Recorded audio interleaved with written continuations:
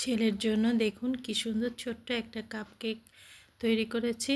আর এটা তৈরি করে আমার যে কি ভালো লাগছে আমি বলে বোঝাতে পারবো না আপনাদের। তো আমি তুলে দেখাচ্ছি কেকটা কত সুন্দর হয়েছে। যদিও এই কেকটা তৈরি করতে যেয়ে একটা দুর্ঘটনা ঘটেছে, সেটা কি বলবো, পুরো ভিডিওটার সাথে থাকুন। তো এই যে দেখুন কেকটা কতটাই সুন্দর হয়েছে আর ধোয়া উঠছে, কিন্তু আমি এতটাই আশ্চর্য হয়েছি যে এত সুন্দর একটা কেক হয়েছে, যেহেতু আগে তৈরি করেনি, ফার্স্ট অভিজ্ঞতা। তো এখন কি করব ভাবছি, যে ঘরে কেক তৈরি করেছিলাম একটা বড় কেক, সেখান থেকে কিছুটা অল্প কিছুটা মানে ক্রিম ছিল, তো ভাবলাম ওইটা দিয়ে ছেলেটাকে সুন্দর একটু ডেকোরেশন করে দেই, তাহলে ও হয়তো আরও আনন্দ নিয়ে খাবে। তো এই যে দেখুন কত সুন্দর হয়েছে, একদম মানে কোনো রকম কোনো কিছু ব্যবহার করিনি, নর্মালভাবেই কেকটা তৈরি করেছি।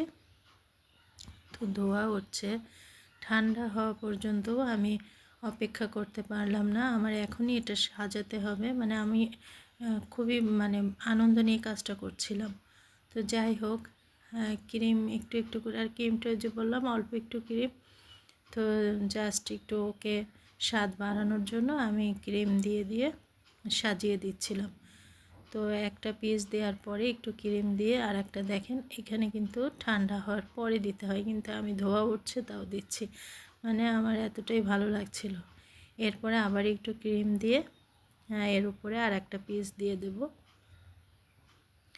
এই যে আমি এটাকে একটু উল্টিয়ে দিলাম, দিয়ে বাকি ক্রিমটা উপরে সুন্দর করে দিয়ে দেব। এই যে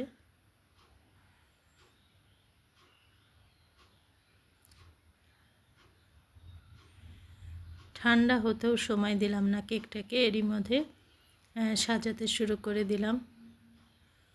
তো দিয়ে তারপরে নিজে একটু দেখছিলাম যে কেমন দেখা যাচ্ছে, যে একটু ঘুরিয়ে দেখাচ্ছি। তো আমি আগে একটু টেস্ট করে তারপরে ভাবলাম ওকে দেই।